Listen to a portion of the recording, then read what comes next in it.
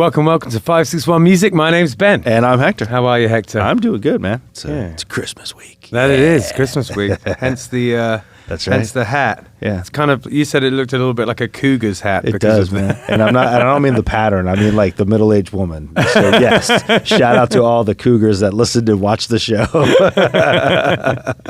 Are you doing anything interesting this week? Yeah, we're doing, we usually celebrate, being Cuban, we usually celebrate Christmas Eve. Like that's our big celebration. So we're getting together at my sister's house. My parents used to host, but with my dad being gone now, my sister's kind of gotten the torch passed to her. Right. So she's gonna host, and I believe the last count was 44 people coming to the house. Yeah, it's pretty big. It's pretty. That's big gonna be fun, man. Yeah, it should be fun, man. Yeah, I love those kind of family things. That's gonna be a riot. Yeah, I'm playing a gig on Christmas Eve this year. Oh, that's crazy. Yeah, I saw that, man. It's nuts. I know, yeah, but you know what? It is what it is. It's going to be an easy one. I'm playing a district table from 6 to 9, just a chill thing, you know. That's cool. Play a little bit of guitar while people eat.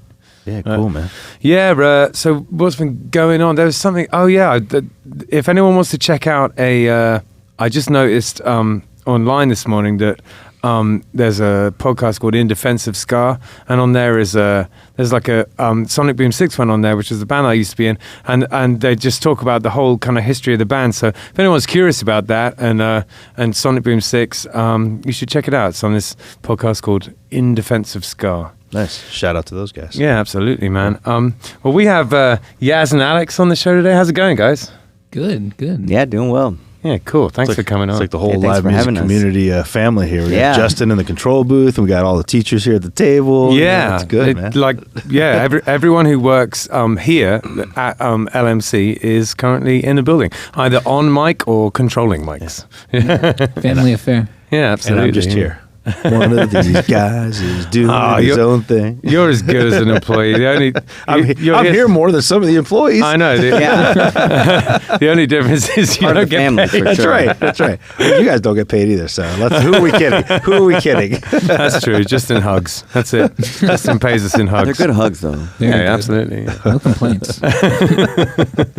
So, you guys have you started a band, haven't you? Like, how long has your band been going? What is it? It's been like almost a year, maybe.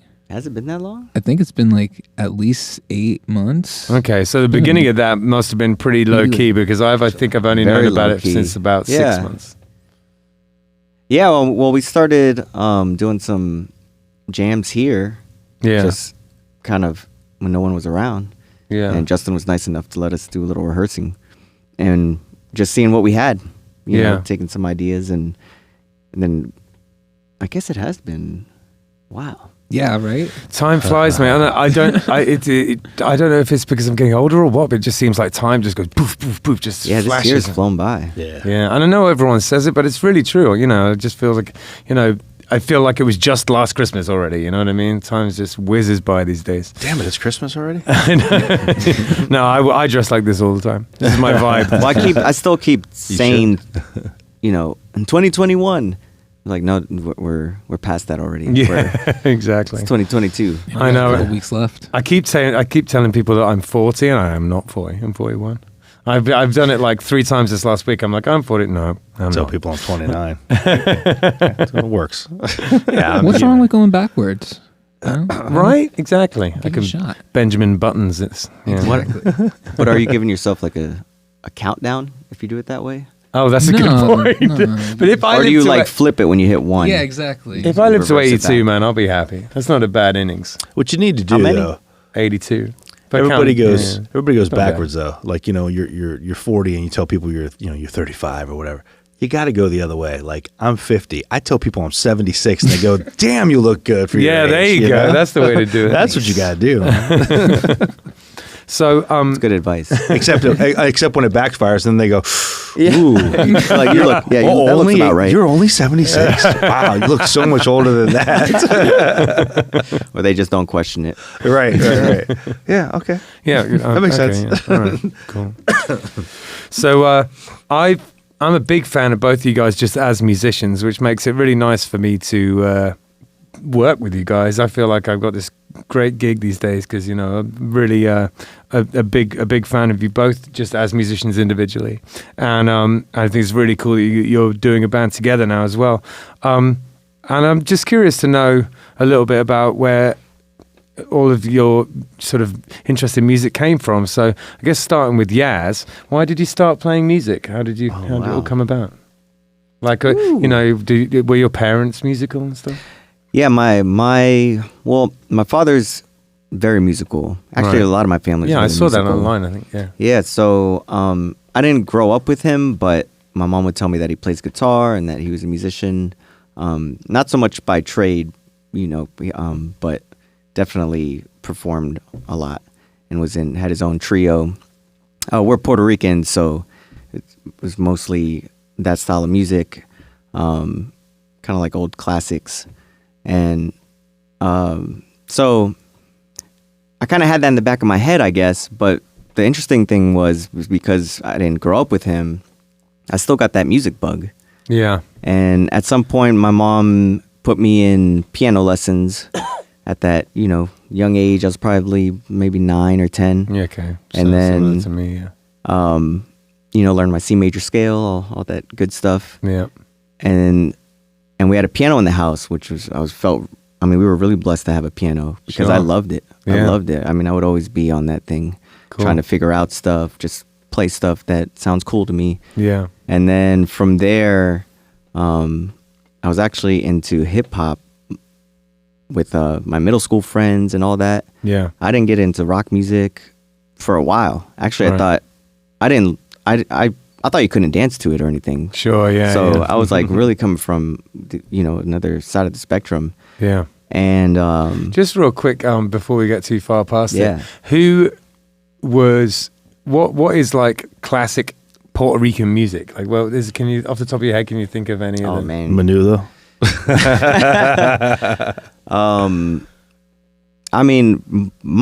What I grew up with was like more like salsa, right. Mark Anthony. There's definitely other groups that are more classic.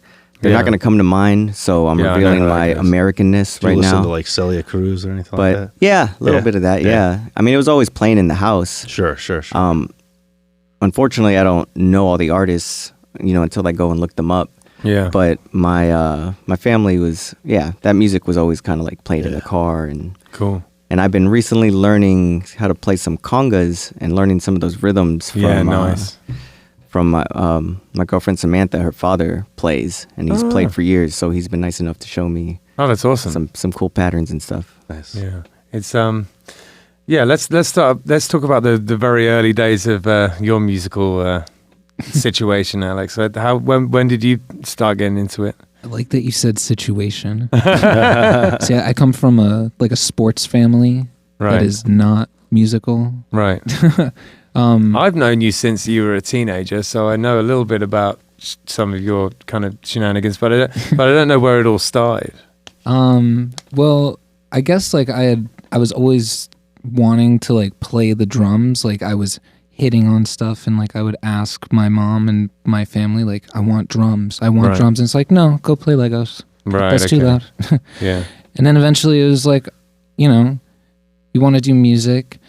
I tried violin as a little baby and stuff like that, the usual thing. And then I ended up in piano lessons at 9. And I don't know, I kind of dinked around with it for a little bit. I tried guitar right-handed and just couldn't do it. And I'm a lefty, so eventually I figured that out. And then, I don't know, I got to take drum lessons at 10. Right. And just really latched on super quick. And I didn't get a drum set until super late. So everything with music was very stagnant. It was this thing kind of in the background. Right. And then, kind of just jump into it. I got into middle school, able to do some orchestral band, and I got deep into all right, I want to do every type of percussion. I want to do all of the jazz band drumming. Oh, cool. And I just kind of became a little band nerd. Sure. Throughout all of middle school. That was me too, yeah. Yeah. And that was kind of it. It was any excuse to play drums, until I got drums at the house. And I don't know, kind of from there,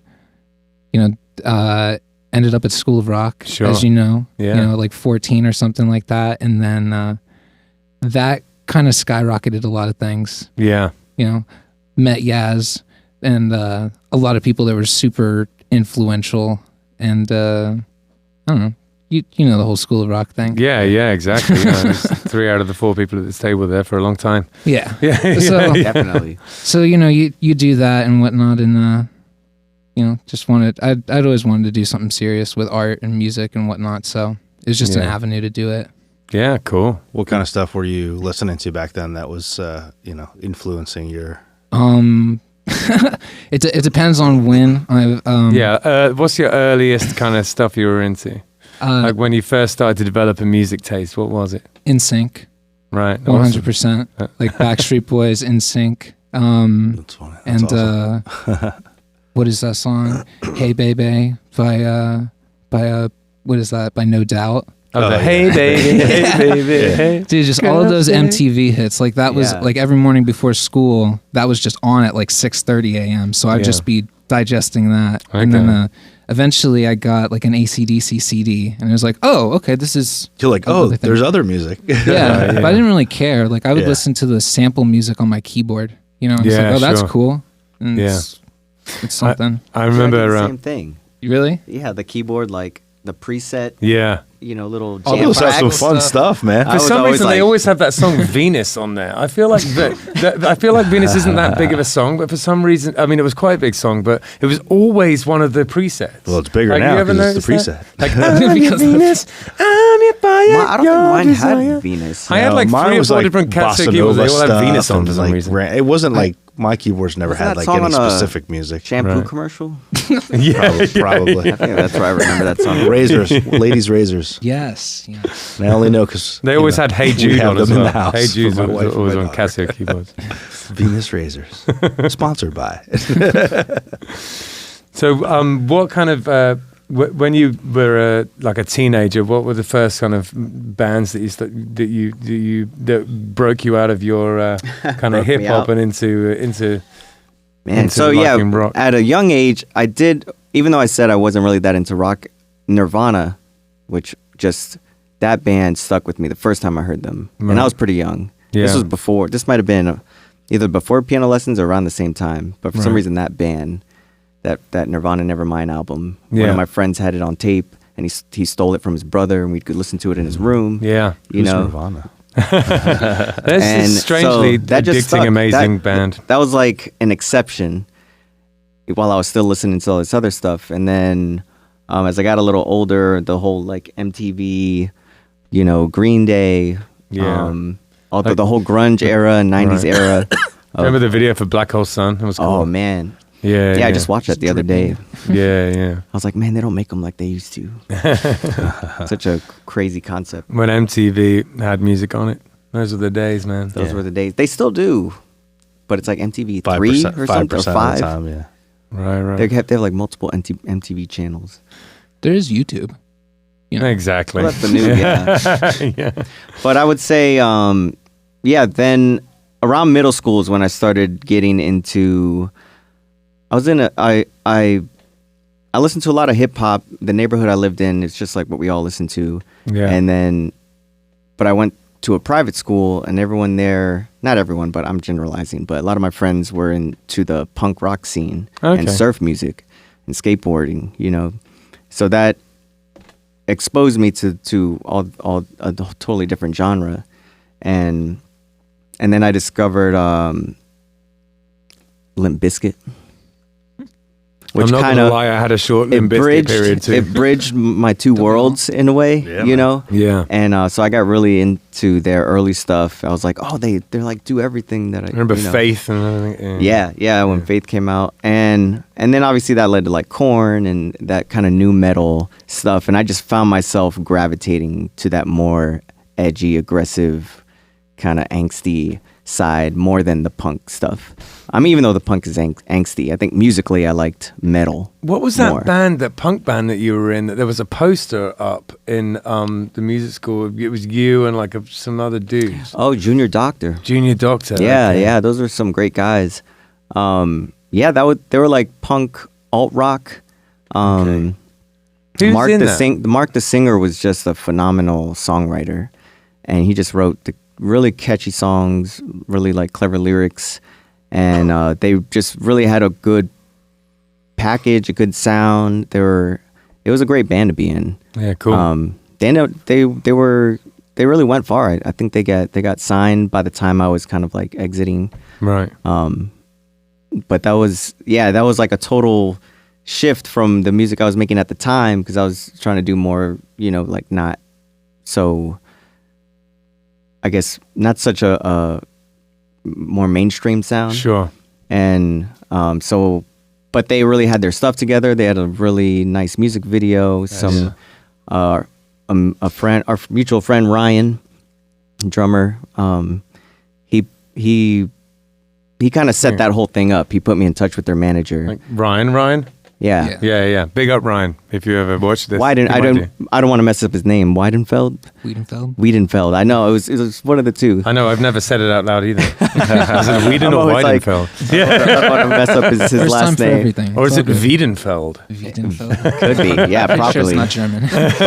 but yeah, he set up, a whole like arrangement of me meeting up with getting in touch with their manager, and I went up and did an audition, and yeah, we toured and stuff and played, so it was a great sick. experience. So you had a bit of experience with like, how sort of into punk were you? Did you ever get like into punk in a big way? Not what you would call, not what I think someone who really listens to punk would call real punk. Right. You know what I mean? Yeah. I never went down that. So when you were in hole. your kind of alt kind of... It was more alt rock. Okay.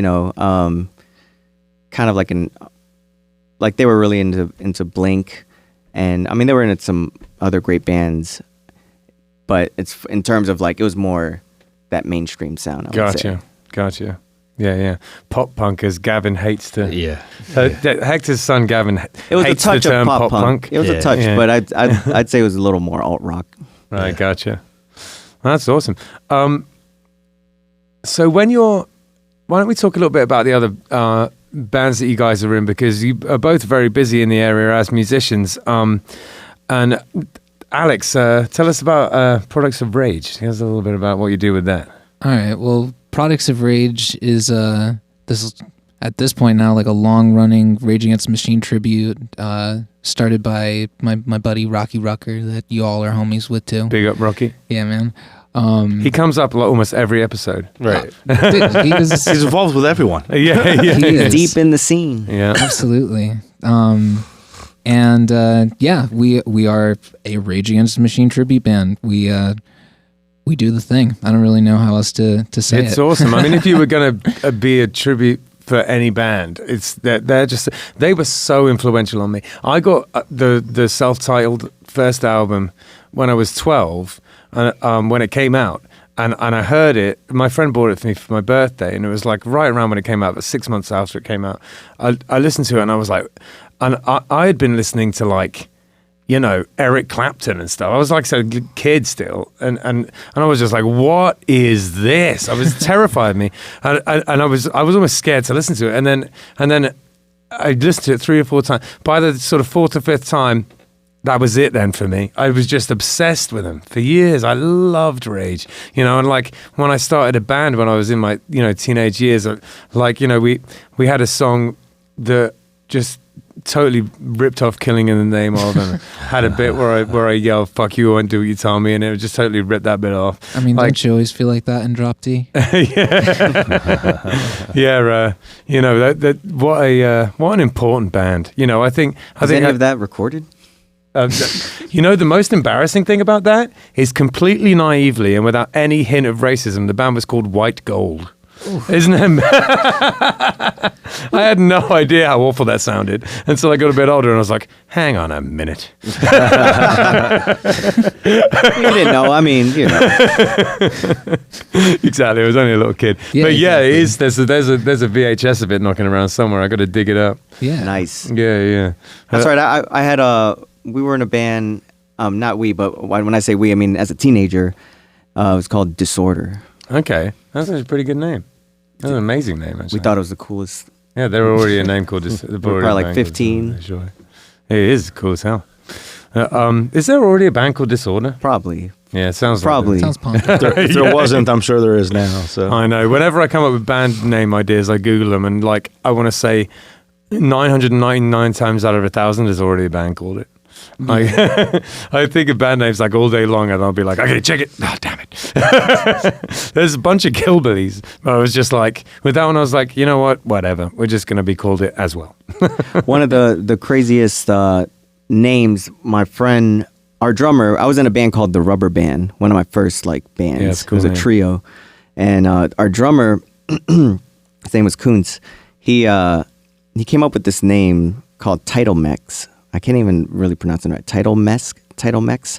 Right. But it was the 11 indigenous elven tribes of my central heating system. The 11 indigenous tribes of my central heating system. Elven tribes. Oh, wow. Cool. I love it. And That's so I was awesome. like spelling it out. It was an acronym. I was like, That's such we a were cool just, name. I mean, we just thought we were like speechless. I mean, we laughed. It still sticks with me this day. Yeah, man. There's still time. There's still time. Yeah, it's a side project. You've got to find Kuntz. That's awesome. There's a lot of, at one point in England, they're still around. There's a band called Random Hand, a band called Bandy Leg, and a band called Crazy Arm. I'm pretty sure at one point they all did a gig together. Very funny. Yeah, so I guess your main gig is with Bryce Allen, isn't it? Bryce Allen Band. Yes, correct. Yeah. Yeah, man. Shout out to Bryce. Yeah, absolutely. What's up, Bryce? Bryce has been on the show a couple of times, actually. Yeah, Bryce is awesome. Yeah. So yeah, I've been playing with Bryce now. Whew, I want to say we're like going on like 6 years. wow. Talking about how time flies. Yeah, Yeah, man. really. I Yeah, didn't know it was that long. still at it, still jamming. Yeah. There's some good stuff too. But yeah, I get to get my bass out in that project. yeah. And Is that, would you say, that's like the thing that keeps you the most busy, right? Band wise? yeah, Yeah. I've definitely been playing with them mainly for a while. Yeah. When COVID hit, you know, everyone took a hit. And Sure. so the gigs started being more, you know, the budgets went down, so the full band stuff kind of went away for a little bit, and they were able to keep going as a duo and some trio stuff, but you know, I'm the bassist. You I feel you. I feel you, brother. Yeah. I feel you. so There's solos, duos, short end of the and stick full there, band. but you know, I mean, it's all love. He's always looking out for us, and so with that time, I wanted to, you know, I did the live stream here as a solo act, and me and Alex kind of got back in touch, and we were just like, why don't we see what's up with trying a duo? Yeah. You know, Cool. see what we can do to kind of get out there and do some playing. Yeah. And it kind of started as that, and then the more we would jam, the more fun we were having, and we're like, this could be like its own thing. You know, Well, you guys definitely have I don't know if there's a better word in chemistry between for you. sure. You know, there's a sort of, there definitely feels like there's a shared understanding, musical understanding between you guys, which is really nice to see. well, it's all Alex. No, it really is, because he's That's like awesome. so good at following. You know, as a songwriter, I came with some songs that I had already written, so Yeah. he would play the drums, but then it went beyond that, and we would kind of work on arrangements together. But the real magic would happen when it'd be like an open canvas, and we're both kind of like not afraid to go there. Sure. You know, like when it starts getting weird. You're like, all right, let's like, and I don't let it mean be weird. I don't mean that in a bad way. When it starts getting creatively, like the sounds are really. When it starts getting weird in the green room, we just go with it. Just get screened. Oh, sorry, carry on, man. Well, I'm just saying when we start exploring like different sounds, like within the instruments that we have, Yeah. and something that normally I think the average person would be like, I don't know about that. We just roll with it and try to make something out of it. Neat. And I don't know, we just like kind of have fun making these soundscapes. Well, you're both very accomplished musicians, so you know it's one thing. You don't necessarily want to listen to any old band jamming, but you guys, I listen to that all day long. You know what I mean? It depends on who's doing it. You know what I mean? Yeah. What was it that you said? You wanted it to feel like when you're walking by the tent Oh yeah. Oh yeah, a festival. Yeah, like walking. Yeah, exactly. Like that. a festival, and you're just walking past one of those tents, and you're just kind of like curious as to Who's that? Yeah. You know what's going on in there. That's awesome. And that's so evocative. I know exactly what you mean by that. You know, been to my share of festivals over the years. The thing, Alex, you've been in Killbillies at one point. It was right around that time when it was changing from Ben Childs and the Whales back into Killbillies, and it was all kind of nebulous, and it was called Ben Childs Killbillies at that point, wasn't it? It was this kind of weird time where I was kind of like sort of last hurrah of kind of drinking and a bit of a state. It's kind of a shame actually that we had a musical little time playing at that point in my life, but you know, life goes on. It's still a great experience to play with you, man. Right honestly. on, man. I appreciate that. We had fun, yeah. You know, we still had a good time with it. It was cool. Yeah, 100%. Yeah. Plus, like, I mean, any excuse to explore, you know, a different genre, because usually I'm always probably going to be in like something that's rock oriented or like aggressive. I have a feeling that's probably what will happen. So Right. It's like, okay, I get to do something that's more, you know, open or more like genre focused. That's always awesome. Yeah. I like the limitation. Yeah, I hear that. And that's one of the things that I like about Killbillies is that Killbillies just has an inherent sound. So it's like you rig any song to it and it just, we don't really have to arrange it. We just play it with those instruments, and it sounds like Killbilly. Yeah, absolutely. It's like it's almost, the instrumentation is so integral to it. Yeah. You know, and I think that's part of the reason why we went back to feet drums because of the limitation. You know, because it's just this is what we sound like. So what can we do with it? You know, Absolutely. Kind of like you're in a box, but it's forcing you to make creative solutions. Exactly, absolutely, yeah. And I know that a lot of artists, you know, appreciate that, appreciate limitation because it's kind of, you know, necessities. That's not the right kind of cliche for it, but it definitely breeds creativity, and you know we've talked about it before. And, you know, like if you just say, okay, you got to use this media, and you know. Yeah, I mean, there's definitely times that you want to do stuff and then you're just like, that doesn't really fit or whatever. But that's why we have that signature sound that we have. There's this thing in Killbillies that we jokingly refer to as mid-pace, which is just a speed that we can't play at. Like we can do double time and we can do like half-time stuff, but there's this kind of mid-pace that just sounds really weird with feet drums. They're just not good. Yeah. And we just can't do it. It's not default mid-pace. Quick. Every now and again we'll go into a song and it'll be at that speed and I'll look at Jez, I'll be like, no, mid-pace. Is it like a tempo? Because I feel like walking tempo is like 120, somewhere around there. Yeah. So it's probably like a tempo that's just naturally, like you wouldn't It just do doesn't- anything really at that tempo. It's like should the kick be every other or on every beat of the bar? It's like it's some in between the two there, and it just is really unsettling. Yeah, it's the dreaded mid pace. We hit it every now and again. It's hilarious. Things tend to fall apart at that point. Yeah, exactly. Yeah. So do you guys? Let's hear one after another. But do you still practice at home? Like it's Like individually? Yeah, individually. Yeah. Yeah. I mean, to a certain extent. I mean, a lot of times, like, I'm just like playing something. You know, that is practice. I think it was the episode with Jacob Tacos. I think he was talking about like just playing the instrument. And that kind of counts as practice time because you know. Sure. You certainly discover things about it.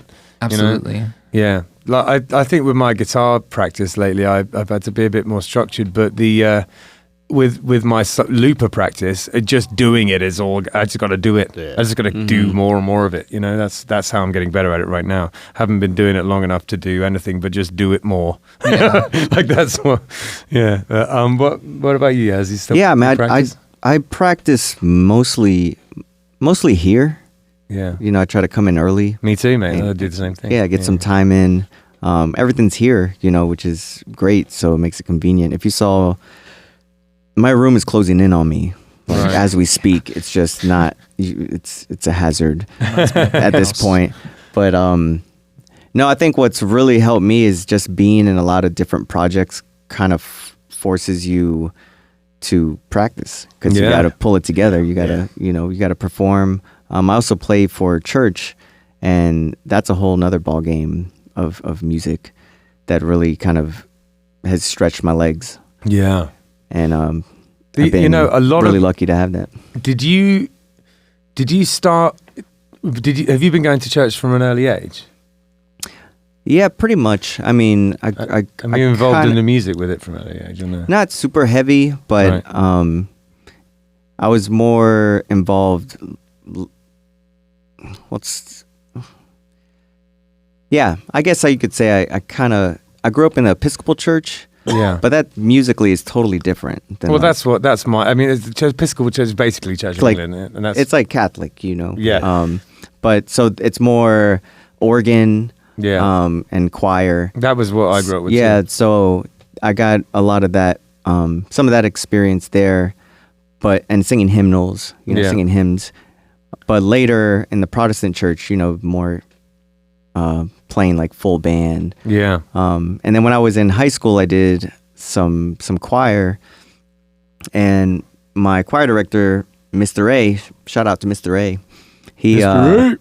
He hired some of us who were older in the choir, like seniors, to sing at his church. Right. So he would have us come and kind of help fill the sound. Sure. It was big for me. I went, I did a lot of music in church, a lot of singing. Like I got to go to Venice one time, sing Palestrina, and that was one of the most wonderful things I've ever done in my life.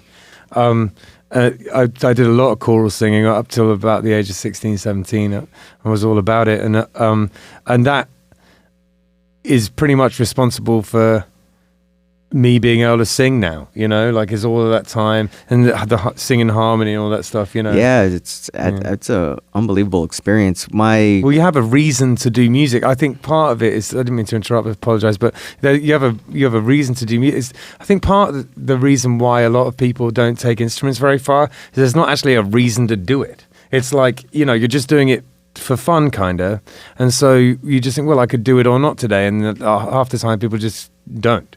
But if there's actually, well, this is coming up and this is coming up, it's the same reason why, here at LMC it's good, because we give them a gig in the future and we go, this is coming up, you got to get ready for it. She gives them a reason to do it, Well, that's what, we booked a gig, and that's what really helped us get our act together. I'm sure it's the same for a lot of other people. 100%, yeah. I've been saying to Hector, who's got a solo project in the works, and I'm like, just book a gig. That's how it keeps getting like my start date keeps getting pushed out further and further. And Ben keeps telling me to just book a date, because you're going to have to be ready. Yeah, exactly, yeah. That's how I've always done it, is like, scared myself into it. That's basically what's happening with this looping competition I organised. I was like, no, I've organised it, better be able to do something, Yeah.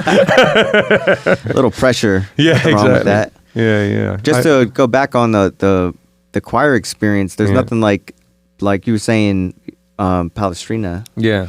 That we at FAU, they would do the Messiah. Yeah. Handel's Messiah. Yeah. And hearing that choir with an orchestra. Yeah. I mean, there's nothing like that. It's just you're absolutely the hallelujah, that hearing that the real deal. Yeah. Is just gives me like chills. It's a big amazing so many sound. People that have come on the show though that have like, we ask them the question about, do you practice and stuff like that, and the whole church thing comes up probably more often than not. And I feel like just a lot of people have gotten their start in music through playing at their church. Well, music's a huge part of church services. 100%. Yeah. 100%. Most churches. My mum is a church organist in a little village. That's what she does, yeah. She wasn't always. She set a challenge to become one, and she bought like an organ, and she had like a electric one, but with the feet things and everything. Oh yeah, that's a whole, that is another animal. Yeah. Like real, She's doing her first Christmas service this year. That's great. Yeah. She's done some services, but obviously Christmas is an important one in church. So she's like, it's the one. It's it's pretty much since I was a teenager. It's pretty much the only time I ever go to church. Well, that's when most people come. Yeah. That's when church attendance is up. Yeah, exactly. Yeah, and I know that's a point of contention with with priests everywhere, I'm sure. But yeah, you know, I'm not religious, but I still enjoy going. You know, from being a young and going to church, you know, there's a certain mood that it creates in me that is just I can't find anywhere else. Most people are they're trying to better themselves, right? You know, I mean, regardless of what your belief is, yeah, it's an environment that people are trying to be positive. People are trying to just turn things around in their life. Yeah. And I think that just being around that is rubs off on you. Yeah, know? for sure. It really can make an impact. Yeah, absolutely. You know, you get a kind of a similar thing with, you know, support groups as well. You know, anything where people are coming together and talking and trying to be better is a good thing, you know? Yeah. Yeah. Right. That's absolutely true. All right. Yeah. So outside of that, do you practice as a band? How much have you been practicing lately?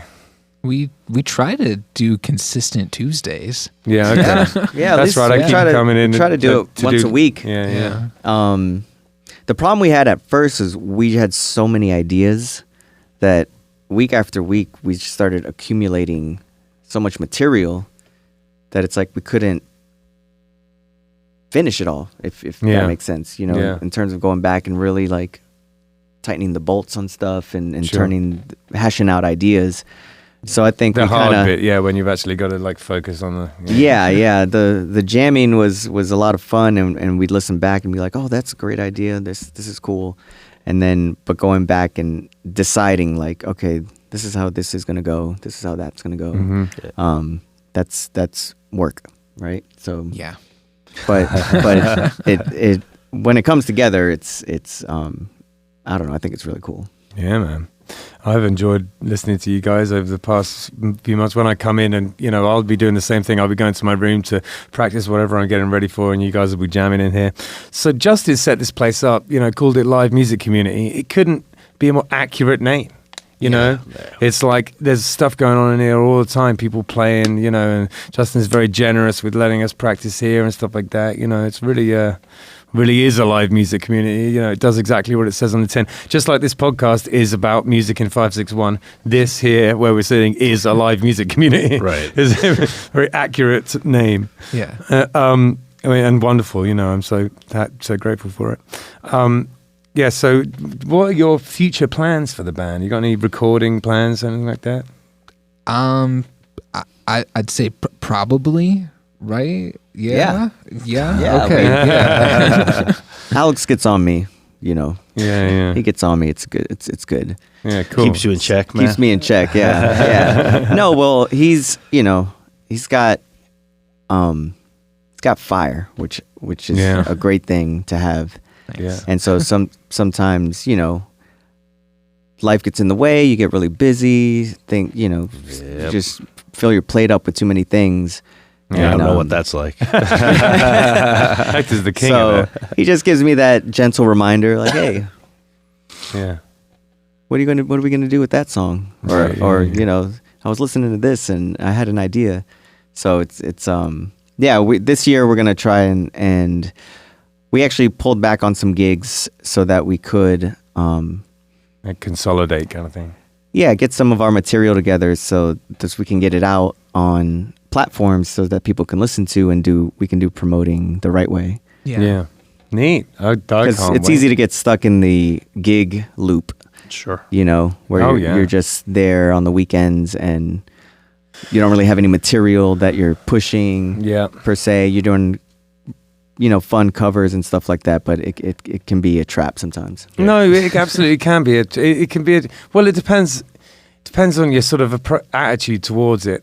I think it can be a trap, but then you also, and I'm speaking from my own experience, start to almost rely on it for your sanity. I've got to play all the time. I hate not playing. Well, I guess what I'm saying is as if you're trying to push some originals, like real, you know, original stuff. Oh, yeah. Getting stuck doing, not stuck, I don't want to say stuck, because we enjoy playing those songs. Like anytime we do a cover rendition or our own version of something. But well, it does take up time, you know. Yeah, and it energy. just it takes some of the focus on material that we don't have. You know, we don't have stuff to show people. Sure. And so it's just kind of like time and energy. What do we want to?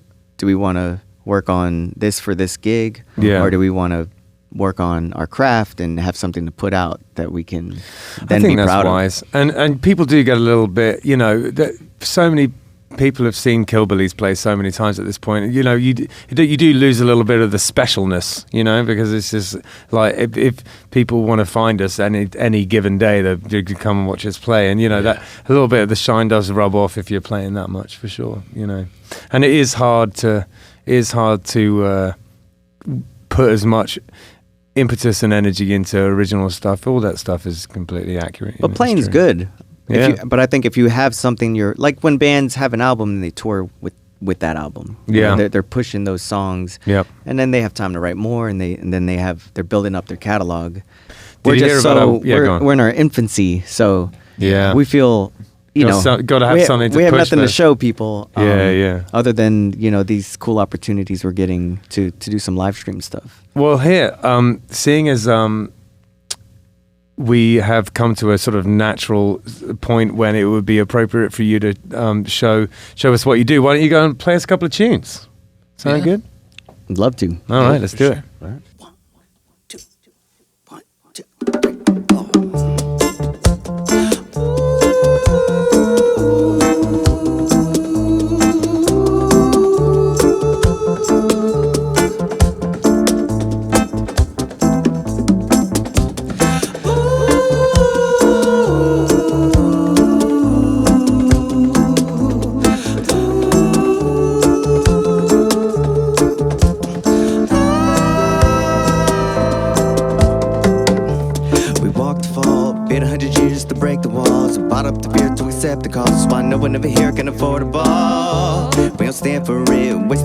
And planning it, nobody even bothers understanding it. Cause this is the world, so now picking my battles and my misery. Never mind the history, it's ditching me, I'm ditching my saddle. See, my life inside a bubble is much better than taking those Excederans. I'm a solo veteran, I'm preaching 1 + 1 and a 2 + 2. Tried to add things up, can't get back to school. Foolish games, trying to bring me down to the other side now. I'm feeling lonely. Can you pick me up?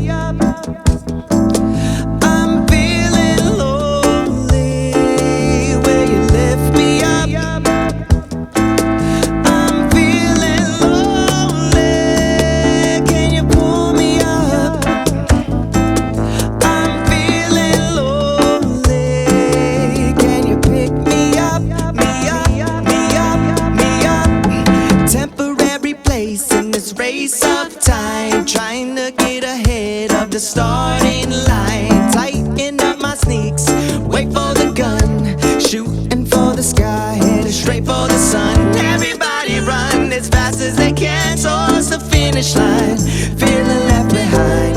I just can't stop looking out my window, feels like a sin-though cage, blaming the system like a paranoid victim. Yes, I'm feeling lonely. Can you pick me up? I'm feeling lonely. Will you lift me up? I'm feeling lonely. Can you pull me up? I'm feeling lonely. Can you pick me up? Me up, me up, me up, me up.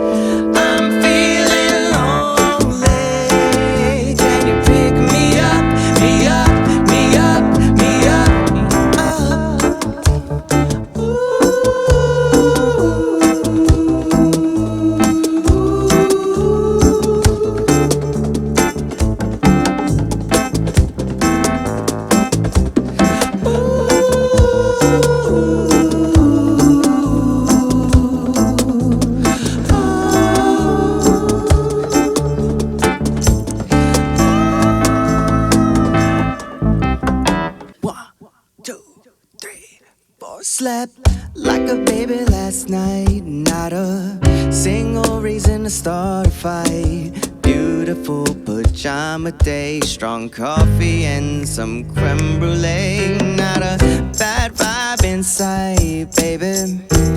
Baby, baby, baby, I'd be lying if I said I didn't want to hold you tight and snuggle up tonight. Driving to the coast, ain't no telling what I'm bound to say.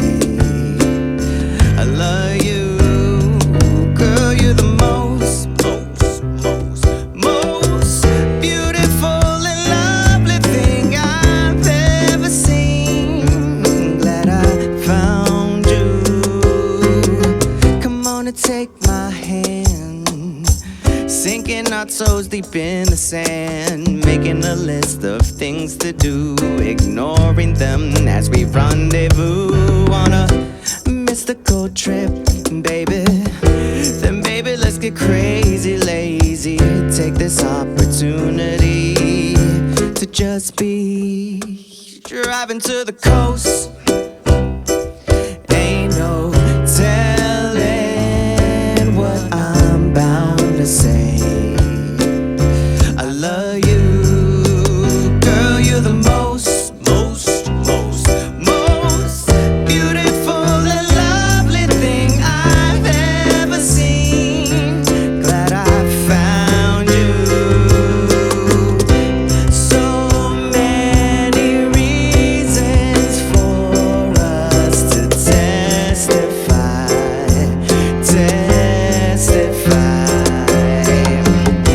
So many seasons for us to feel the vibe. I feel alive. Driving to the coast, ain't no telling what I'm bound to say. I love you, girl, you're the most beautiful and lovely thing I've ever seen. Glad I found you.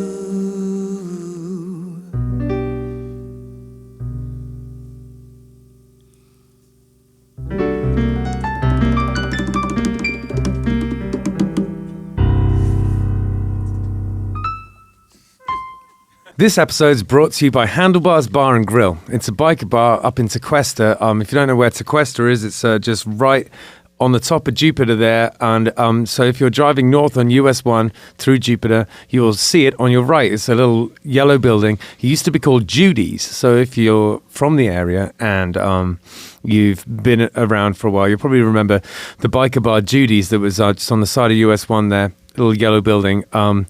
My father-in-law took it over, and I've been helping him out by helping him put music in there and stuff like that. The place is a lot of fun. You know, whether you're a biker or not, you should come and check it out. It's full of some real local characters, and we do a bike night every second Thursday of the month from 6 to 9, and I do a open jam on the fourth Sunday of every month, and that's coming up this Sunday. So if you're any kind of musician, young or old, beginner, to expert, just come and hang out with me. Or even if you don't play music and you just want to hang out, it's just a big hangout and jam.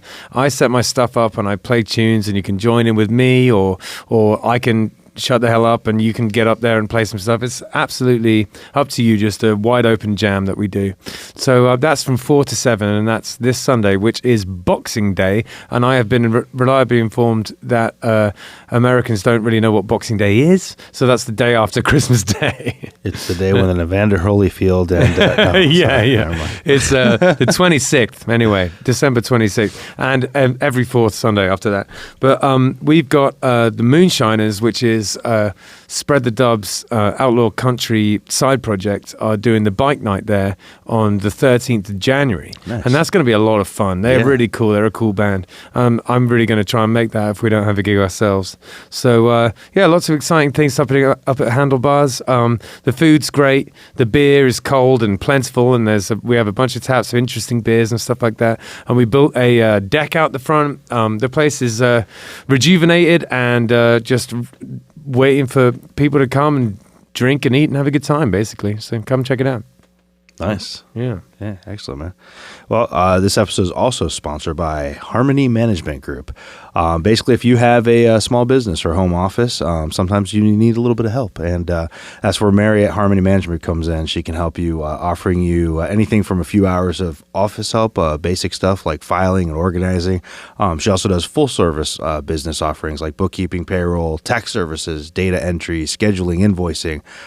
She pretty much does anything business related. She's actually been helping us with a lot of stuff, and she's becoming kind of the go-to accountant for artists and musicians locally, just because she's involved with us and kind of knows the business. And stuff, well, so. she's Alex's aunt, and as the aunt of such an accomplished musician, she's been involved in it all. She met me because we both used to work at the same music school, and she was my boss, in fact, at one point. And still kind of is in many ways. Right. She's both. She's all our boss. Yeah, exactly. she is the boss. So I mean, if you need some business things, don't stress out about it. Don't let the little things stress you out and everything. Let Mary take care of these big and small business things for you. Take a deep breath, give Mary a call. Harmony Management Group, 561-420-5652.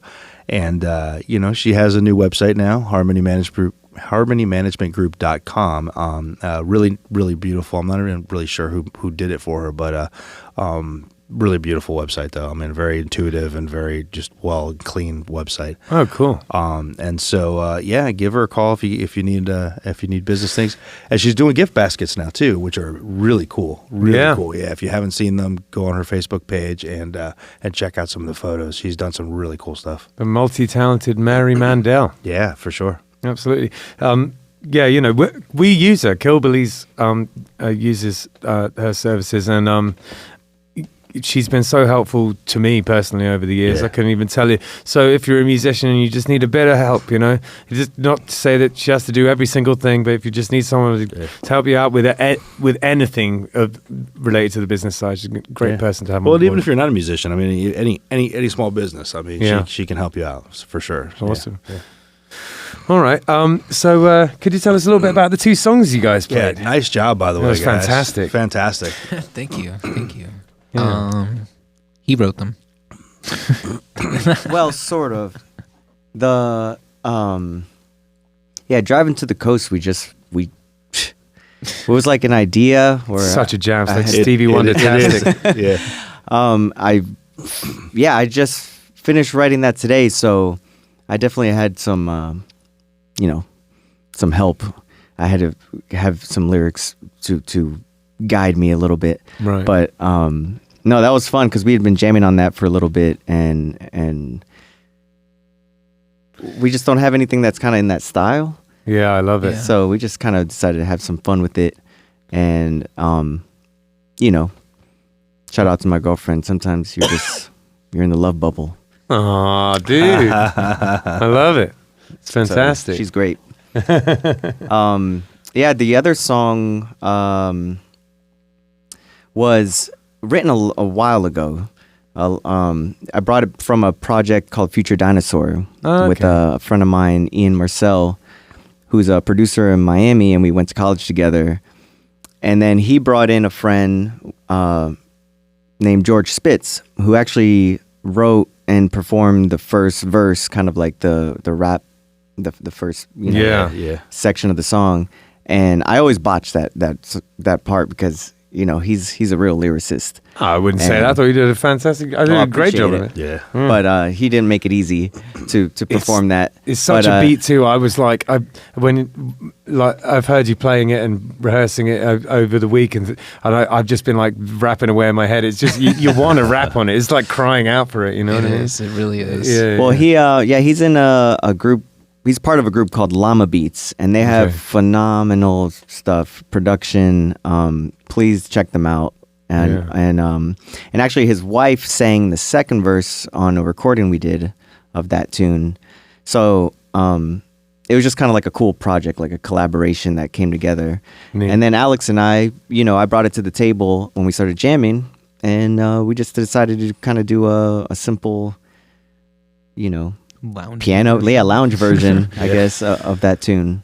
Something that we were talking about last week, and something that I think that we should all do is play each other's songs.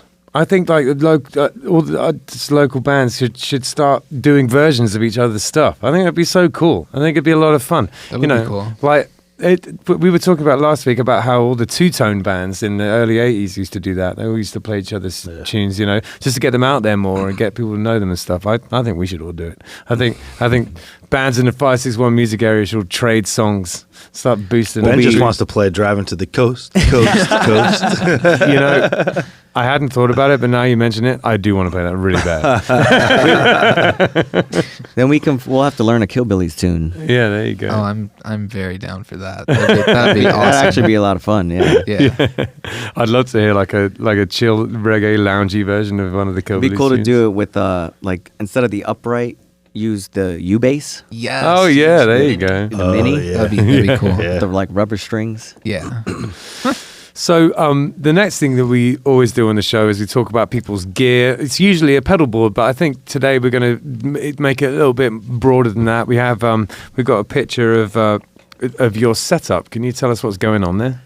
Would you like to Well, take this? I mean, okay. Well, I'll do my best to describe Yaz's setup over here because that's we're seeing a lot of Yaz's side of this. Well, We got what's it called? You should probably just take this. No, you can explain your setup. I'll chime in. Well, so over by the drums, like we got like a normal kit, and then I have laptop set up with like an old version of Logic that just has like some pianos and synths and basic kind of 808 sounds. Okay. And I'm I'm running digging that that. through the through like the MIDI keyboard, Right. and Is that a microcorg? there is a microcorg It is there. a microcorg. So funny story about that microcorg. Actually, I left that behind years ago. We used to play. I mentioned that group Future Dinosaur, and we played together in that. Alex was our drummer. Way back when. And we did like kind of like a handful of gigs. Yeah. When we all kind of like went our separate ways, I left that keyboard behind, and he hung on to it for how many years? 8 years? Probably, yeah. Something like that. Yeah, actually. And then when we got back together for this project, he brought it in, and he's like, I got your microcorg. Oh, that's awesome. And so we've been reunited, and we incorporated it back into the project. So That's cool. There's a lot of pretty- keyboards and synths and stuff. Yeah, there. there's I think that's a Casio light up keyboard Right. that the Smith family happily donated to me. So I Oh, that's thought cool. it'd be fun because I kind of like some of those general MIDI sounds. Absolutely. There's something endearing about some of them. Yep. And then on the right, the bottom right, that's a mixer, Yamaha mixer, and basically what's happening is everything you see there is being routed into that mixer. Right. Ignore the wall of guitars; they're not all plugged in, but they're just there for options. But yeah, everything's going through the mixer, and then under that keyboard, which you can't really see, but there's a loop pedal, and so the Okay. mixer is going into the loop pedal in stereo. So you get to choose whatever you want to loop. You've got all these Anything. options, and you can. Yeah, anything can get looped. The downside is I have to be really careful because sometimes if I'm singing or if I'm talking or any noise gets picked up by the mic. Tell me about it. gets in the loop. I've done a loop, like a really long loop, and at the beginning it's me going, bap. Yeah. We've had that happen, and we just keep it because sometimes some cool stuff gets created. Because I like to use a lot of reverb too and Right. delay, so some of those things turn into these ambient background things that are when we go to record them in the studio. It's like it's almost too sterile because we're Yeah. missing some of that ambience that accidentally got in there. Yeah, I hear that. One thing that I was going to ask you is, do you have problems with kind of compounding feedback? Like, is that ever an issue with you guys? Because I know that I come across that sometimes with my looping, especially if I've got mics plugged in and stuff. Do you find that it starts to get feedbacky? It can. I mean, yeah. Well, we You just went. gotta keep an eye on it, It was at basically. first. Yeah, when we first started doing it, we were running into that problem because it's a hot mic, and especially with reverb and delay. Exactly. And everything kind of compounding. Yeah. Every time you hit the loop, it's like more stacks. Right, and you exactly. get this high frequency. So what we started doing, we started using in-ears, which was huge. Yeah. Like a game changer, because then we can really hear what's going on as That far as is the a loop. game changer. for And this. we can incorporate a metronome into our to help with the timing of the loops and everything. Yeah. But the other thing I've been doing, and I saw someone else, well, all I've been doing is turning off my vocal channel When you're not using it. when I'm not using it. I should do that. But I forget. So sometimes I'll come back in and I have to turn it back. I'm realizing I'm not on. Yeah. Or his mic, the same thing. So I saw someone online that there's a mute pedal that just kills the vocal. Oh yeah. That's sweet. So you just hit that on and off as you go. Yeah, that's smart. And I Yeah. thought that was really clever. So All right. something Well, to look into. yeah. The reason I asked you this is because I've been doing looping myself, and some of these I've been encountering this problem where it's like, I'm making these beats with beatbox and using all my voice, but then when I start to layer a hot mic on top of a hot mic on top of a hot mic, it's like those unwanted frequencies just seem to amplify. But the fact that you're using in-ears for one is really smart, and then the idea of having an on-off so mute switch on it that's just obvious, a no-brainer. I don't know why I didn't think of that. Yeah. Well, it's just a lot to keep track of. It's just another extra. Yeah, something. it layer. has to be. It's something definitely we have to practice, and we become more. We get smoother, the more we do it. Yeah. Well, Ben usually uses this opportunity when we have the stuff on the screen. Everybody's looking as his shopping hour. But I think the tables are turned today, and I'm looking at those keyboards because I'm actually looking to try to get another synth. I have a Microkorg, and then I have something similar to your Casio, just like a little home, Casio 48 key or whatever it is. And so I'm looking to get a synth. I had. Years ago, I'm dating myself, but years ago, I had a Yamaha DX7, and I don't know why I ever got rid of that thing. It's funny, because my love- Korg is huge. It's just enormous, my Korg. That's really. Is it weighted? Is it weighted keys? No, I was just making a bad making a bad Korg joke. joke. Just making a bad. apologize. It's British humor, guys. You get used to it. I fell for it. I'm looking for a synth, man. I'm having the hardest time trying to find the newer stuff. Just seems so complicated and it has such a learning curve to it that I have no desire to deal with it. But the old analog stuff, I don't know if that it necessarily. It's old, so there's connection issues with today's modern stuff, and I don't know. I don't know where I lie here on this stuff. So we'll I feel like there's cool old and annoying old. There, 100%. Depends 100%. Which one of those it is. Well, the Microkorg is not. The one I have, anyways, is old. It's one of the original ones. It's old. Right. I love that thing. I still use the hell out of it. I love it. Our friend Ian has a Casio tone. Right. Yeah. And we would mic instead of I don't even know if it has an output. You just put it over We the would just speaker. put a ribbon mic over the speaker. Oh, cool. And what's cool is we used one of their the built-in bossa nova beats, kind of like you get on an organ. Yeah. Like, boom, beep, Exactly. Boom. And it came out. It just came out great. It was just like that classic sound. Oh, that's awesome. That's amazing. Well, it is the holidays, so I think we should take this opportunity. I didn't know whether we had a system figured out or anything, so I just got all you guys presents. So I'm just going to give you guys some presents right now. Well, that works. That works. This Thanks, one's Alex's. Oh, thank you. I wrapped it really not particularly professionally. It's not my strong suit. That's pretty funny, man. I got both of you guys and Justin. I gave him his before the same thing because I thought these things were cool.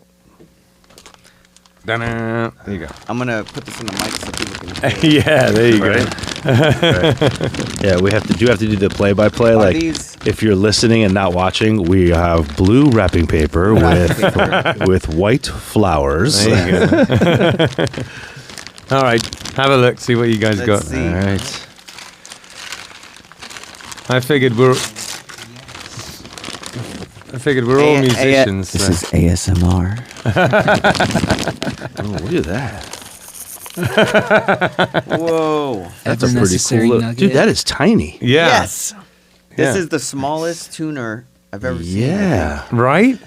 This is amazing. I know. It's super awesome. It's almost like it would become part of the... And I never don't need a tuner. Well, I it wonder could if become I like can part of the mount this instrument. on the bridge of the double bass. Yeah.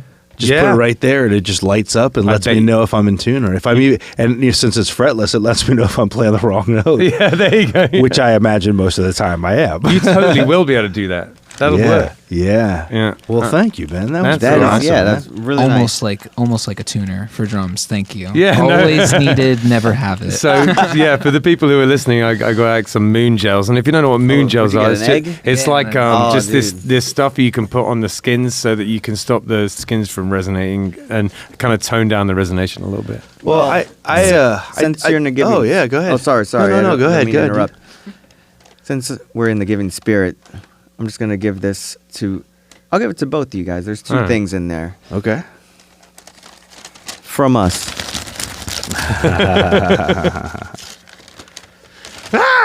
right. It bit me. Oh, yeah. Oh, Cool, there you yeah. go. So we just scratch these and we split the Scratches. winnings. All right. So how do you do this one? But I'm So- telling you, this is $5,000 a week for life. The podcast is over if we win this. I'm just saying. How do you do these? So you need a quarter.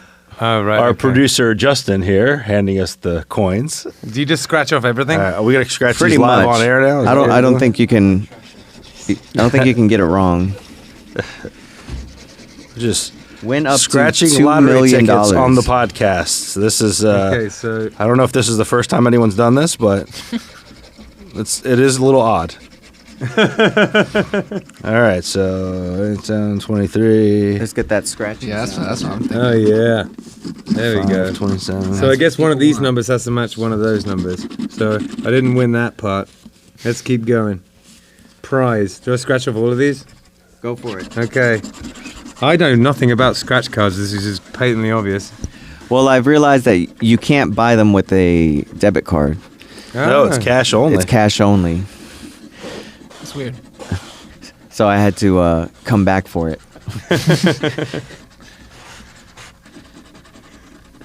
This is like ASMR. I only found out what that word was about 6 months ago. Did it change your life? That's funny. Kind of did, yeah. Okay, so If you win, yeah, I can't tell if I Some- won or not, but we'll find out. if you win the jackpot, I just want... Like 5%.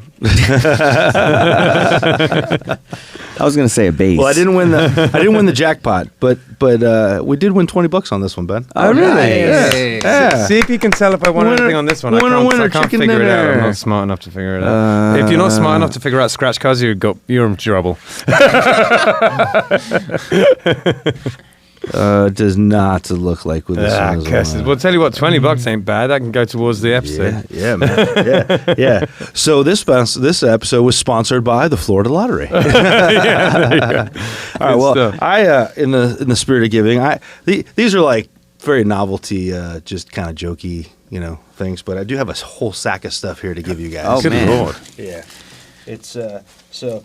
Did you rob Santa's sleigh? A little bit. I kind of went with the. I had a theme going here, so Wizard of Oz is one of my favorite movies. So I feel like you guys are like my my Wizard of Oz characters, So yeah. Who am I? So we'll start with Alex.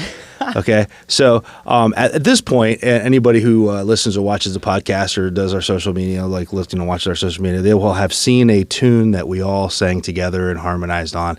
And I feel like although you did an amazing job, you were a little hesitant and you were a little worried, a little nervous and stuff. So to our cowardly lion with his long mane, we give him a lightsaber so that he has Yes. courage. Oh, He will yeah. now have courage. Wow. And it's Oh, a wow. Sith lightsaber too, so it's a very dark amount of courage. That could double as a drumstick. That's so awesome. Thanks, homie. All right, hang on. Give me a second. Okay. Who we got next? Oh. All right. Yeah, okay. Yes. You're just like a truly, just a good guy, man. You're always helping people and stuff, and so you have lots of heart, my friend. Oh, and because yeah. you have heart, you get to take care of this little dinosaur guy, and use your heart to like make sure that he has a good life. Okay, so you got to take care of this little guy. Cute and cuddly. Anyone who's Like your song, 12-inch man. Like your song, you're gonna cuddle him when you're driving on the coast. You know, Drive it's him near and dear to my heart now. All Thank right. you, that's Hector. adorable. All right. Now, And to the scarecrow on my left, I'll take it. it's not to say that he needs brains, But he needs brains. but it's more like, and Justin and I have had this conversation. He surprises us with his eloquent speech and his smarts sometimes. So we're just going to add more to his brains and to his smarts, and we're going to give him the book of useless information. So that's perfect. So that he can just be filled with all this knowledge that he doesn't need. This is the most wonderful thing. Useless information is my favorite thing on the entire world. I was listening to a Jim Jeffries podcast this morning, and he was talking. He does this podcast where he talks about essentially useless information. It's called I Don't Know About That. And he was saying that he's been doing the podcast so long he can't go to parties anymore because it just bores everyone to tears with stupid facts, and that's literally me. Give us a sample. All right. I say tomato, I say avocado. A chili pepper isn't a pepper. In fact, more than 200 kinds of chili peppers aren't peppers. Okay. The peanut is a vegetable and a member of the pea family.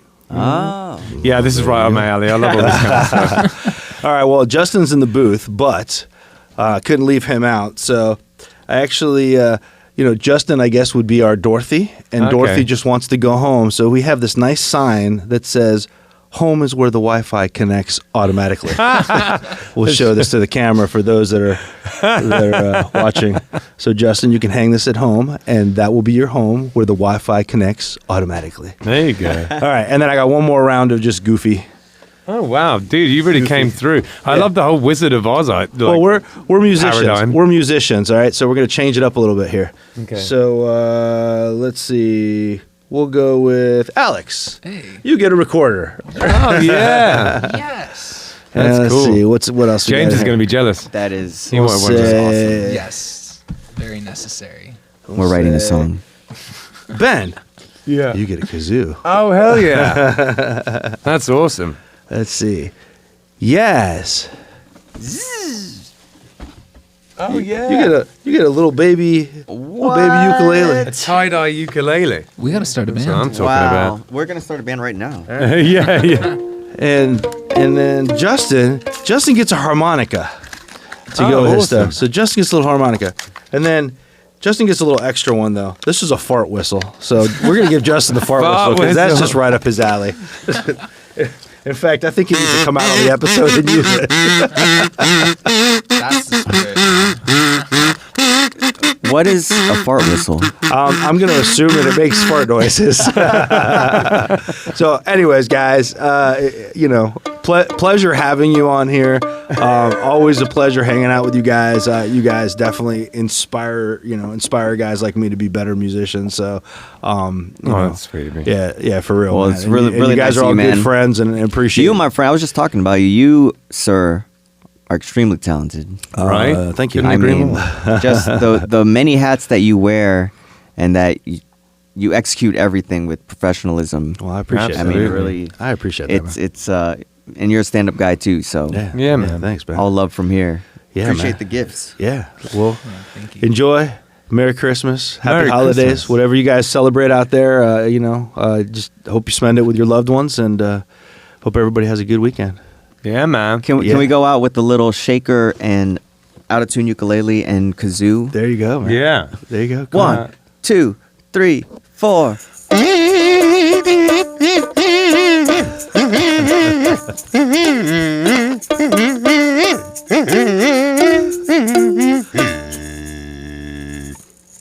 Yeah. Beautiful. That was the most horrifying thing I've ever heard. Christmas time is here. happiness and cheer.